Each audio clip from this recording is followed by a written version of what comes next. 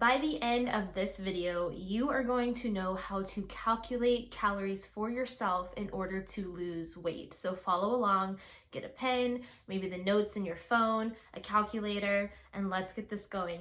All of your questions will be answered here. Stay for the entire video though. Hey Glowy Squad, welcome back to perfect timing before and after. Welcome back to 70 Pounds of Life. My name is Marissa Dawn, and if you guys are new here, I have lost 120 pounds. My entire weight loss journey has been documented right here on YouTube, so if you're new here, you want to check out some of those videos, go ahead. Or I actually just got a very exciting opportunity to go and speak on a podcast. It's called The Red Seat. We talk about my journey from start to finish. I let out a lot of information that I haven't really said before that you guys don't know about. So if you guys want to go and check out that interview, it's on their YouTube channel. I'll put the link down below. If you go and watch it, do me a favor, leave me a comment saying made it on their video so that way I know that you guys were there and you saw it and got the support. Let's go ahead and talk about today's video. I hope that this is going to be one of the most helpful videos that I have put out on the internet. I am a certified personal trainer and a weight loss specialist. I forgot to throw that in there. Hey, how you doing? Today's video, we're going to be talking about how to calculate calories for you specifically to lose weight. So let's go ahead and get started. I'm excited. The first thing that we're going to do is I am going to give you guys some keywords. I'd rather just give you this information right now so that way you know it once we go into the specific steps. So the first keyword that we're going to talk about is BMR. You need to know your BMR in order to calculate how many calories you need to be eating in order to lose weight. But what that means specifically is that is how many calories your body needs to stay alive when you're like sleeping, like you're not doing anything. A lot of people like to use the example of if you're in a coma, so you're not blinking, you're only breathing, your blood is circulating. That is your BMR. That is the amount of calories your body needs in order to survive. The second term that you guys are going to need to know is TDEE. TDEE. That stands for total daily energy expenditure, okay? That is the amount of calories you burn within 24 hours of living your day-to-day life. So going shopping, walking to your car to the parking lot, breathing, blinking, coughing, sneezing, talking, all of those things. Total daily energy expenditure, TDEE. Remember that, okay? And then another important thing to know about TDEE is that that is the amount of calories that if you were to eat your TDEE calories every day, you're not going to gain weight and you're not going to lose weight. So if you were to eat at that TDEE, you're going to maintain your current weight, okay? The next term that you guys need to know is calorie deficit. So what does calorie deficit means? That means that you are eating less calories than your body is burning in the day, okay? So if you're eating less calories than what your body burns in a day, then you're in a deficit. This next part, bear with me. This is information that I have not seen on YouTube yet, so I could be wrong. I'm probably wrong. YouTube is a big place. So your activity factor. This is where a lot of people, all of this will make sense soon, I promise guys, just follow along with me. A lot of people overcalculate their activity factor in a day. So I just want to break it down for you guys. And I actually wrote out some notes because this is something that a lot of my clients, this is where they mess up. And they're like, no, I'm like actually this active in a day. And then I ask them questions about it. And I'm like, well, actually, you're pretty sedentary. Like you're not nearly as active as you thought that you were. Here are some examples of daily activities that are not going to be considered when it comes to deciding how active you are when calculating your calories, okay? So things like shopping, cleaning, taking out the trash, watering some plants, walking your dog to go to the bathroom, mowing or gardening. All of those things, just let it go. I know it's like, well, I thought I was more active than that, but it's actually a good thing. You want to underestimate your activity levels, okay? So, for sedentary, this is you, what I'm about to say. This might be you, okay? You might be a bank teller, you sit all day at work, you have an office job. You're considered sedentary unless, listen closely, unless you are walking every single day for 30 minutes at 4 miles per hour or greater. Every day, 30 minutes, fast-paced walk, okay?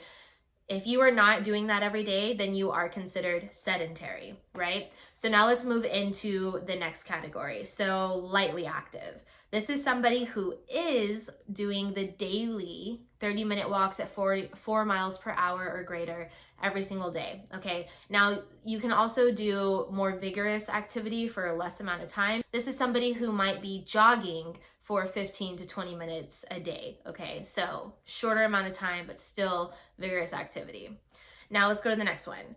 Active. This is somebody who is spending 1 hour and 45 minutes walking at 4 miles per hour or greater every single day.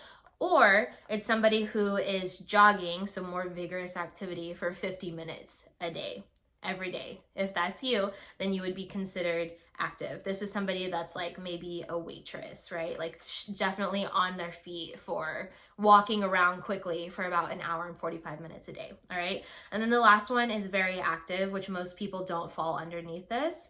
This is someone who is walking at the 4 miles per hour every single day for 4 hours and 15 minutes a day, okay? Or they're spending 2 hours a day jogging.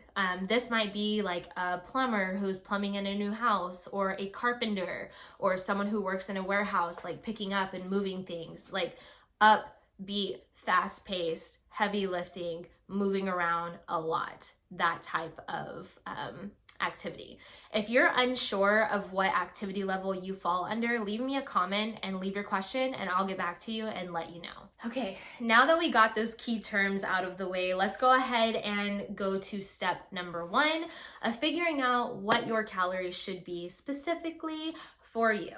All right, so the first thing that we need to do is we need to calculate our BMR. We already talked about that. You know what BMR is. How we are going to calculate that is pretty simple. I have a link down below for you to go and input your age, height, sex, and gender. You're going to input all of those things, and it is going to give you your BMR. So for this video, let's take me when I first started my weight loss journey. Okay, so I was 27 years old, female, weighed 260 pounds, and I'm 5'2". So what I did was I went ahead and input all of that information into the calculator, and it gave me a BMR of 1,951 calories. Let's go on to step number 2. So the next step is to calculate what your TDEE is. Remember, that means total daily energy expenditure. This is the amount of calories that you would eat at to maintain your current weight, so you wouldn't gain and you wouldn't lose, right? So how do we get that number? You're going to take your BMR, which we just got. For me, that's 1,951. We're going to multiply that by the activity level that we decided is best for us. So for me, during that time, I worked at an office job. So for me, my activity factor would be sedentary. So if you are sedentary, then you are going to multiply your BMR by 1.2.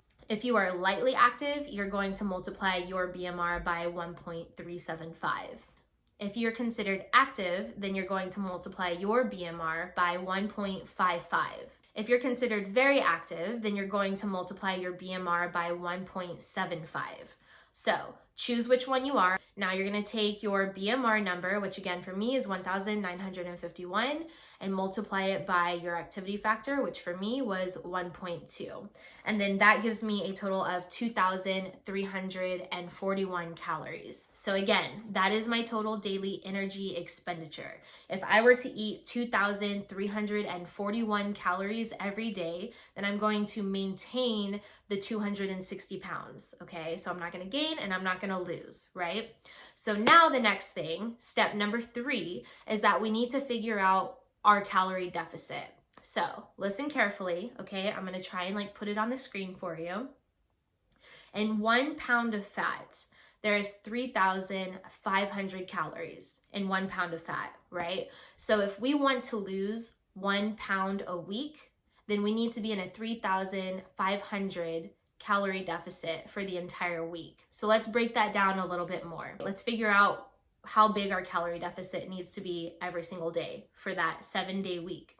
So if I were to take that 3,500 and divide it by 7, that's going to tell me that if I am in a 500 calorie deficit every day for 7 days, that means I'm going to lose 1 pound a week, right? I know that sounds discouraging, which is why I need you to watch the rest of the video. Do not end the video here, okay? Stay with me.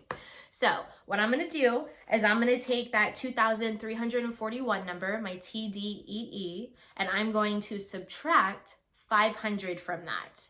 And that is going to give me 1,841 calories a day. So if I were to have eaten 1,841 calories a day when I was 260 pounds, then that would put me on track to lose about 1 pound a week. Okay guys, this is probably the part where you're feeling really discouraged and you're thinking that's not good enough. I need to lose weight faster. I have been there. I have been there with you guys, but let's be really honest with ourselves for a minute, okay? What we have been trying in the past, these super restrictive diets where you're probably only eating like 1,200 calories a day, that is way too restrictive for you and it just hasn't been working. You've been going in that cycle of trying, being too restricted, not having the willpower, giving up, and then wanting to lose weight again and feeling bad about yourself, and then trying and being too restrictive. Like, guys, the cycle keeps going. Today is the day. I just want to shake you. I want to shake you. Today is the day for you to stop repeating that cycle. Who cares if you're only going to lose 1 pound a week? In 52 weeks, that's going to be 52 pounds. And you're going to be much happier in 52 weeks being down 52 pounds than being right where you are, or maybe even heavier at the end of those 52 weeks, because 1 pound a week didn't seem good enough for you. You did not gain this weight overnight. And guess what? You're not going to be able to lose the weight overnight either. And I know that a lot of the issues with this is that you see shows like The Biggest Loser on TV and you follow social media accounts that have like super quick weight loss, or maybe you're comparing yourself to somebody who had weight loss surgery, or maybe you're feeding into all of these BS products that are floating around promising quick results. And also maybe you're a little too invested in instant gratification. There is no such thing as instant gratification when it comes to weight loss. If you want to do this healthily, sustainably, and you want to be able to keep your weight off and make it an actual lifestyle, this is what it's gonna take. It is not about being perfect. It's not about quick progress. Slow progress is still progress. Now, this is very important. The worst thing that you can do is to go into a very high calorie deficit. I would not recommend going into more than a 500 calorie deficit. And the reason for that is because you're going to feel hungry. Your body is going to be going through detox of getting that surplus of calories and foods in. It is going to be a learning experience for you. So you don't want to overwhelm yourself by going into a super high calorie deficit. I would even recommend starting out with being in a 200 calorie deficit and then see how you feel for like the first week. And if you feel good, then go into a 300. And then if you feel good, push it to 400 or 500.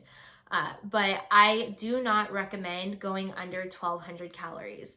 That is kind of hard the shorter you get. Like me, I'm 5'2", but I wouldn't recommend going under 1,200 calories unless you're working with a doctor and they can supervise you, because that's just, that gets a little hairy right there. Another thing that you probably don't want to hear is that this is a trial and error type of thing, okay? So if you're eating at your calorie deficit that you calculated, if you're eating at that for 2 to 3 weeks and you don't see any results, don't get frustrated, don't give up. That just means that maybe you need to tinker with your numbers a little bit, because this equation is not foolproof. So I would recommend dropping your calories between 100 to 200, probably like 150 would be the sweet spot. Drop it 150, eat at that for 2 weeks. If you still don't see any results, then try reducing it a little bit more. And then once you do start to see results, do not touch your calories. Leave your calories where they are. Don't touch them. Don't reduce them anymore until you stop seeing results. And when I say stop seeing results, I don't mean like it's been 3 days and I haven't lost any weight. No, I mean like it's been 3 weeks and nothing has changed. Sometimes our bodies don't want to let go of weight. Like the scale is very weird. It fluctuates. So if you're sitting at 3 weeks and no progress has been made, then I would recommend dropping your calories a little bit more. I would also recommend taking a break every 6 weeks. So be in a calorie deficit for 6 weeks and then spend maybe 2 or 3 weeks eating at your TDEE number, just so that way your metabolism has a break and you're not being too harsh on it and it doesn't shut down. Because if you are eating in a calorie deficit for a very long time, your metabolism can weaken or shut down or slow down. So I would recommend that. So 6 weeks in a deficit, 2 weeks, 3 weeks, whatever you want to do, eating at your maintenance calories. I know this all seemed like a lot. I hope that it was understandable for you. If you are one to get frustrated, or you need an outside perspective, or you just want to talk to somebody who is trained in this, I am an online weight loss coach. Again, I said I'm a weight loss specialist. I've gone through this journey myself. I would highly recommend that you work with somebody who has lost the weight themselves, because a lot of times there's a lot of mindset stuff going on and things that are like much deeper rooted. So if you guys want, you can work with me. I do online weight loss coaching. I do 6 weeks at a time, or I do one-off 45-minute phone calls. We can jump on a video chat for 45 minutes and talk about what's going on with you and what you might need. I'll give you a workout plan and I'll calculate your calories for you and give you kind of like a plan to follow. So if that's something that you're interested in and you want an outsider's perspective, or you just need some help, I am always here for you guys. Please go and support me and check out that podcast. It was really fun and exciting to get to go and do that. So I hope you guys go and check that out. I don't know if these will be out by the time the video comes out, but check out our Goalie Squad water bottles. Love it. Okay, that's all that I have. Remember, guys, you hold the power in your hands to make any changes in your life that you want to make, and I'll talk to you guys next time. Bye, guys.